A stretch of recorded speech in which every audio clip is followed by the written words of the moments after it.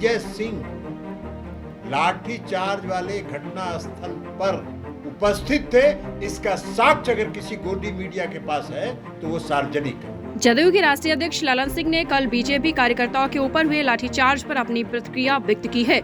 उन्होंने कहा है कि सरकार का ऐसा कोई प्लान नहीं था, भाजपा मामले को अनावश्यक रूप से तूल दे रही है, जहानाबाद के मामले को जोड़कर प्रचारित कर रही है, जो सही नहीं है। विजय सिंह के साथ हमारी संवेदना है, विजय सिंह वहां पहुंच नहीं पाए और ये उनके साथ के व्यक्ति ने भी कहा है। ऐसे में गोदी मीडिया बड़का झूठ पार्टी के साथ मिलकर ये सब कर रही है। देखिए क्या कुछ कह रहे हैं, पहले आप सुने। दीक्षांत एडुटेक लाया है दीक्षांत ई लर्निंग ऐप। बने दीक्षांत का चैनल पार्टनर और अर्न करे लाखों रुपए प्रति महीने। चैनल पार्टनर बनने के लिए विजिट करें www.dikshans.com। दो घटनाओं को बीजेपी अनावश्यक रूप से तूल दे रही है। एक तो जहानाबाद के जो भारतीय जनता पार्टी के नेता श्री विजय सिंह की मृत्यु हुआ है, उसको जोड़ के इस लाठीचार्ज से जोड़ रहे हैं,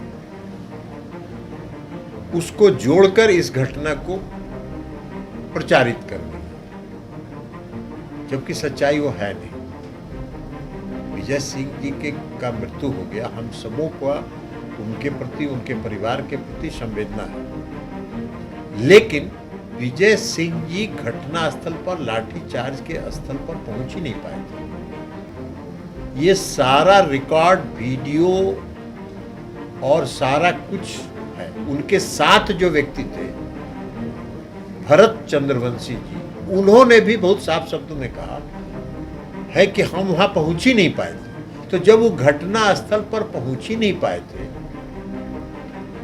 तो लाठीचार्ज में उनकी मृत्यु कहां से होगी? तो बीजेपी इसको अनावश्यक, और गोदी मीडिया है, मीडिया तो पूरा कंप्लीट उनके नियंत्रण में है, सरकार के नियंत्रण में है, बड़का झूठा पार्टी के नियंत्रण में है।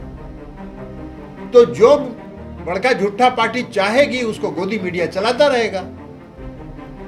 गोदी मीडिया को हम चुनौती दे रहे हैं कि श्री विजय सिंह लाठीचार्ज वाले घटना स्थल पर उपस्थित थे, इसका साक्ष्य अगर किसी गोदी मीडिया के पास है तो वो सार्वजनिक है। तो वो गए ही नहीं।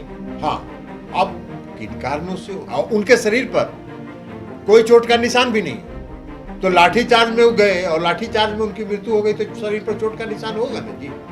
कोई नहीं है।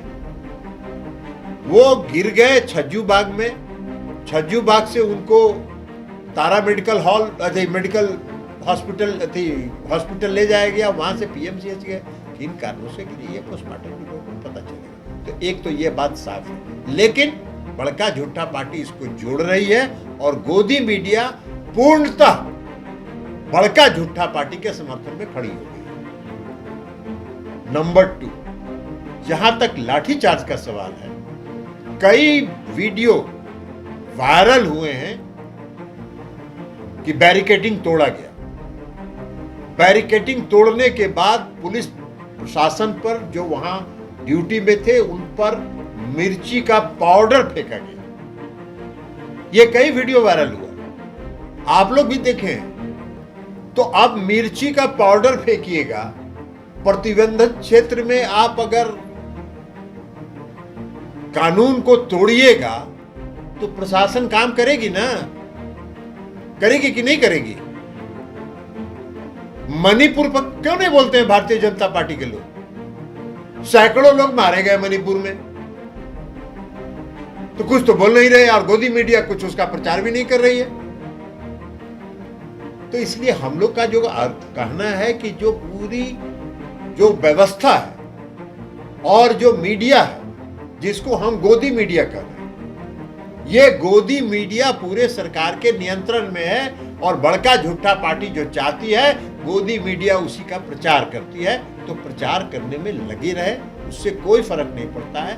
जनता सब कुछ जानती है और जनता को प्रशासन पर पूरा भरोसा है। हाँ, कानून तोड़ने वाला अगर कोई भी कानून तोड़ेगा, पुलिस प्रशासन पर मिर्ची का पाउडर फेंकेगा, अगर स्प्रे करेगा उनके आंख पर, उनके चेहरे पर, तो प्रशासन है ना, कि प्रशासन क्या करेगा? पिटाता रहेगा? ऐसा तो है नहीं।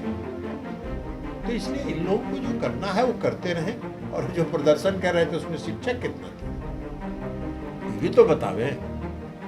तो भारतीय जनता पार्टी के वर्कर शिक्षक हैं, शिक्षक के इशू पर प्रदर्शन कर रहे थे और भारतीय जनता पार्टी के वर्कर को बुला लिए थे। जनता का समर्थन नहीं है भाई। प्रदर्शन में भी कितने लोग आए उससे भी पता चल गया है कि इनको कोई जनता का समर्थन कहीं नहीं है। तो आज काला दिवस लोग मना रहे हैं, अब वो काला दिवस मनाते रहे। अरे भाई लोकतंत्र तो बता तो दिए कि कहाँ लोकतंत्र की हत्या हुई, कौन सा लोकतंत्र की हत्या हुई, कहाँ लोकतंत्र की हत्या हुई।